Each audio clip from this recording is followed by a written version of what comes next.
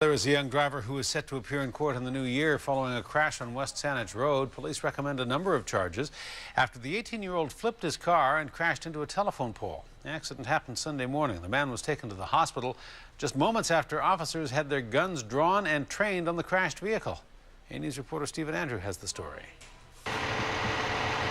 A telephone pole stopped this car dead in its tracks after several people in North Saanich reported the car speeding.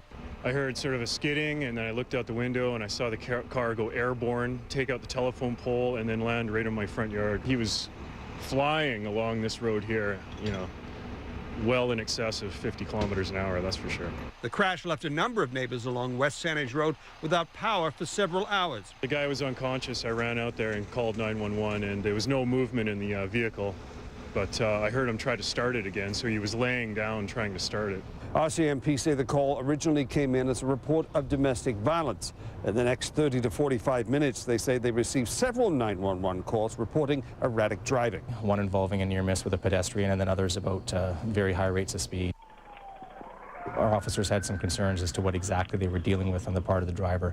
The officers' risk assessment was such that they approached the vehicle in what we would term as a high-risk approach. Some officers did have their guns drawn.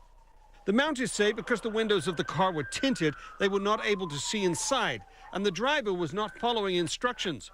As this witness video shows, police approached the car with caution, knocking out one of the windows. The officers had to force a window open. They broke a window to gain access and to view inside the vehicle, and then they were able to make that determination that the threat that they had concerns about was not there. The 18-year-old driver was removed from the car and taken to hospital. RCMP say the driver is from the Alexis Creek area and is free on a promise to appear in court in March. RCMP have recommended charges of dangerous driving, mischief, and taking a vehicle without permission. The investigation into an allegation of threats against a North Saanich woman continues. In Victoria, Stephen Andrew, A-News.